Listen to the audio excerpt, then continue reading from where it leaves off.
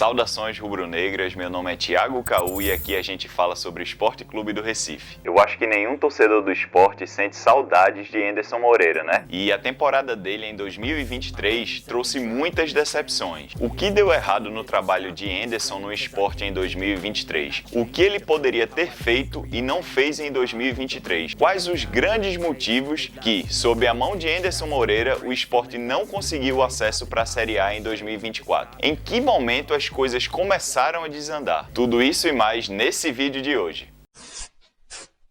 Bem, eu tenho uma série de motivos aqui pelos quais eu acho que o trabalho de Henderson não foi bom em 2023. O primeiro motivo é, desde o começo do ano, demonstrava antipatia e falta de vontade de estar no futebol. Essa foi uma impressão minha, de outros torcedores do esporte também, inclusive de alguns jornalistas, que Henderson, em basicamente toda a entrevista coletiva, nos pós-jogos, mesmo no momento em que o esporte era um time muito bem treinado, um time quase imbatível no estado, na região Nordeste e no começo da Série B, Henderson ia para a coletiva com um ar assim meio rabugento, com cara fechada, às vezes não deixava o repórter terminar uma pergunta, já atravessava com as suas respostas, sempre reclamando, bufando, com a cara assim de quem não queria estar ali, e eu não falo nem em relação a estar ali pelo esporte, eu acho que é no meio do futebol. Apesar dele já ter sido confirmado treinador aí do Sporting Cristal do Peru, a sensação que Henderson me deu nesse ano de 2023 é que ele é um cara que não está tendo mais paciência para trabalhar com futebol. Então,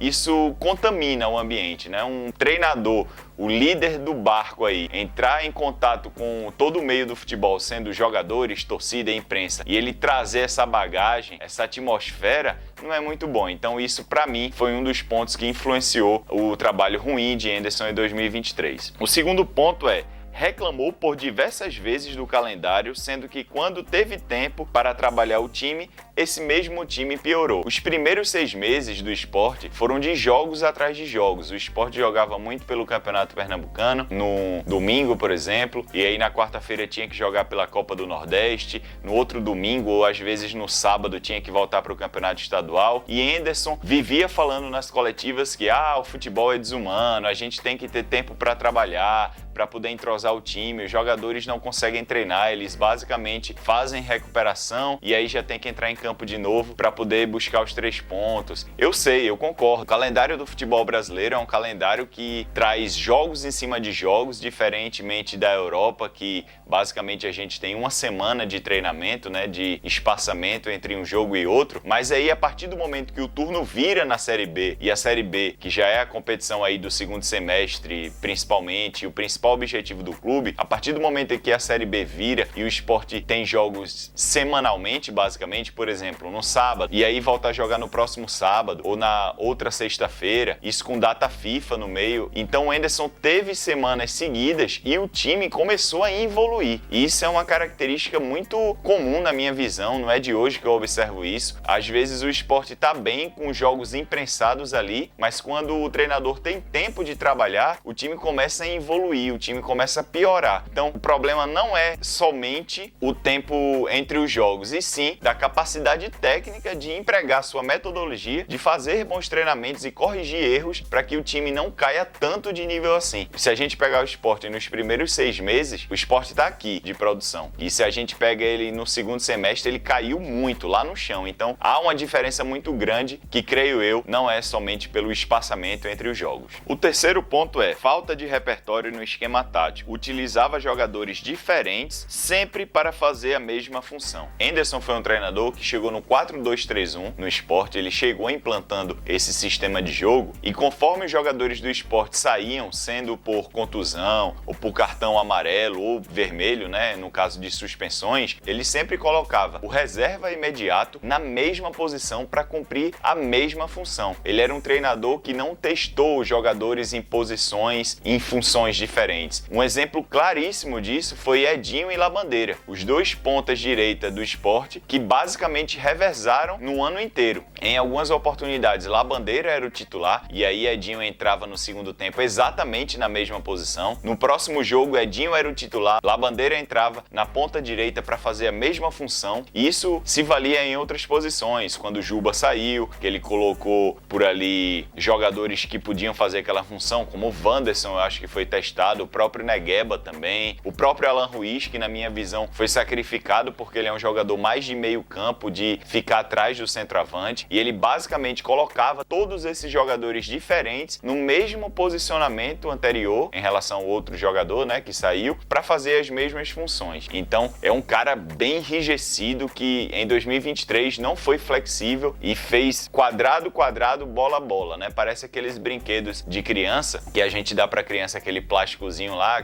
aquele brinquedo onde tem a estrelinha que só entra com a estrelinha, a bola que só entra com a bola, o quadrado, quadrado, para poder estimular a noção aí de correspondência da criança. Então, basicamente, Henderson fez a mesma coisa. Saía o ponta direita, ele colocava o ponta direita para fazer a mesma função. Ele não testava. Diferente do treinador campeão da Série B, Léo Condé, que pegou Osvaldo da direita, colocou para a esquerda, colocava Osvaldo de centroavante, enfim, entrou com 3 zagueiros, às vezes colocava um volante para ser zagueiro e qualificar a saída de bola. Então, em certos momentos da temporada, os treinadores precisam ter um olhar mais versátil, ser um pouco mais flexível com seu time em campo. Outro ponto, não escalava os melhores para os jogos. Exemplo, Fabrício, Daniel, Fábio e Pedro. Pedro e Fábio foram incorporados ali no Campeonato Pernambucano, na Copa do Nordeste, porque Ronaldo tinha sofrido uma lesão, se eu não me engano, e Fabinho não estava correspondendo. E aí esses dois jogadores da base entraram, e quando os dois jogadores, né, tanto Ronaldo como Fabinho, se credenciaram, seja por motivos técnicos ou físicos, Henderson rapidamente tirou Pedro e Fábio e devolveu Ronaldo e Fabinho ao time titular. Então, assim, é uma falta de critério, porque se os jogadores que estavam jogando antes estavam bem, performando bem, participaram inclusive daquele jogo, né, 6-0 contra o Bahia, foram jogadores que foram importantes quando o treinador mais precisou, ele tira esses jogadores, coloca os jogadores antigos, né, que estavam no elenco há mais tempo. Eu acho que por conta de liderança, por conta de gestão de grupo, mas foi uma coisa que me incomodou muito e incomodou vários torcedores do Sport, essa parte da meritocracia. Outro exemplo claro disso foi Fabrício Daniel, que muitas vezes não entrou, várias vezes na verdade não entrou, passou um hiato aí enorme sem entrar, em detrimento a Wagner Love em baixa, Diego Souza fora de forma fisicamente. Então, assim, ele poderia ter colocado Fabrício Daniel para jogar mais, mesmo como titular ou no mínimo ali como reserva, e ele passou boa parte da Série B sem fazer isso. Então foi uma falta de critério enorme da parte de Henderson Moreira. Terceirizava culpas de forma inacreditável, culpou a imprensa, a torcida, ainda fez pouco da torcida do Sport contra a Ponte Preta. O Sport jogou na Ilha do Retiro em um jogo da Série B contra a Ponte Preta, empatou em 3-3, foi buscar esse empate ali na reta final já, nem tanto na reta final, mas a partir da metade do segundo tempo. E aí na entrevista coletiva, Henderson disse que a Ponte Preta era um time que era acostumado a jogar contra São Paulo, Palmeiras, Corinthians, Santos, sendo que a Ponte Preta nessa temporada disputou a 2ª divisão do Campeonato Paulista. Então já demonstra aí falta de conhecimento e uma justificativa aí inócua, porque o Sport conseguiu seus maiores feitos com a torcida, intimidando times do eixo, por exemplo, como o Corinthians em 2008, o até então campeão da Libertadores de 2008, a LDU, o Sport intimidou na Ilha do Retiro em 2009, Colo-Colo, Palmeiras, uma série de times grandes aí. Não seria a Ponte Preta, com todo respeito, e ainda mais uma Ponte Preta muito fraca, que lutou até a última rodada para não cair, que por conta da sua experiência contra times grandes de São Paulo, conseguiria impor medo ao Sport jogando na Ilha do Retiro, uma Ilha do Retiro lotada até então. E na reta final, deu justificativas surreais nas coletivas em tom de desistência. O Sport nas últimas 2 rodadas teve a derrota contra o Vitória, teve aquele empate contra o Atlético Goianiense. Henderson Moreira basicamente em uma dessas coletivas chegou, em um desses 2 jogos, chegou e disse que